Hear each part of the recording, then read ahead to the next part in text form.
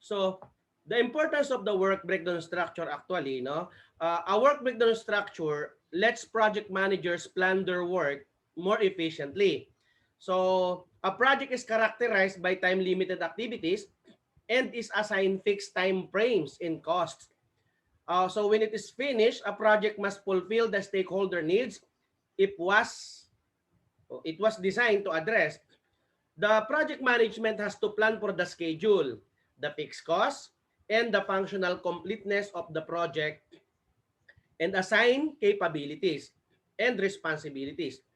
The work breakdown structure helps make this planning consistent and provides for effective project execution. In creating measurable independent tasks, of course, the main purpose of work breakdown structure is to reduce complicated activities to a collection of tasks.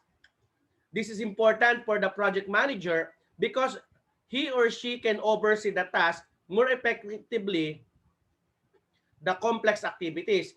The task must be measurable and independent with clearly defined limits. And all the project work must be included in one of the tasks. In the task must not include any non-project work. So in assigning cost to each task, because the work breakdown structure tasks are measurable, the project management can assign a specific cost to each task. So for example, for the module of accounting, so you assigning a task for that. Then the work breakdown structure lets project managers distribute the project budget into defined packages linked to the task and check to make sure that the task cost in the total don't exceed the total project cost. So to track the progress in a schedule, in work breakdown structure, it is important for tracking progress in the project schedule. So for example, that's why in your capstone project, we assign, for example, mid of prelim and midterm will be your pre-oral defense, for example. Then mid of your midterm and final will be your final defense. Again, because the work breakdown structure task has clearly defined limits. No? The project management can determine how advanced the project is by checking which of the tasks are finished. When even within each task, the project management can check for percent completion because each task is measurable. As what we did last time, no, in your capstone project 1, you are required to develop at least 50 to 75% of your software. Why? Because we need to track the progress. Even you provided a Gantt chart, still we were not able to monitor every modules. So how will be able to define the scope of the project? One of the key functions of the project management is to define the scope of the project, right? So the challenge is to make sure that everything within the project scope is completed without carrying out any extra work. Because there are certain cases that during your development, no, one of your co-members suggested no additional module for this. Or maybe some of your group mates say that, I think it is necessary for us to add this kind of module. So the work breakdown structure helps define scope by listing individual tasks that make up the project. And the project team completes all the listed tasks but no additional work. How will be able to fulfill the intended purposes? A major criterion for project success is that it fulfills its intended purpose. No?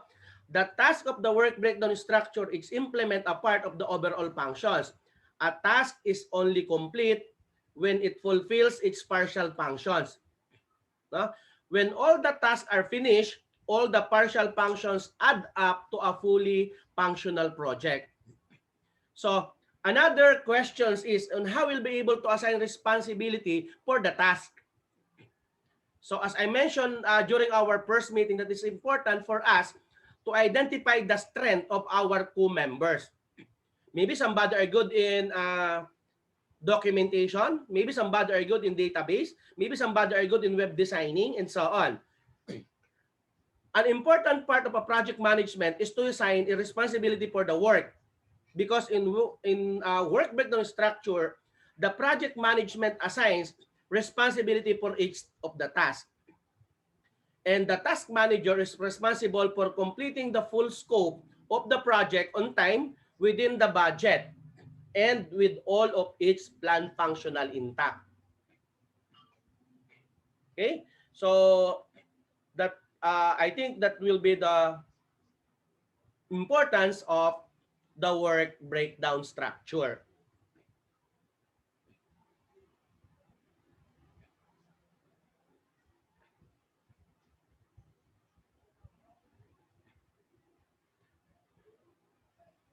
Okay? So again, a work breakdown structure is a tool that can be used for projects, program, and ensures no important deliverables are forgotten, and it can assist with some resources. So that's it for work breakdown structure and the importance of our work, importance of course of our work breakdown structure. As I mentioned earlier, you are required to submit a work breakdown structure, and you are actually allowed to choose any systems.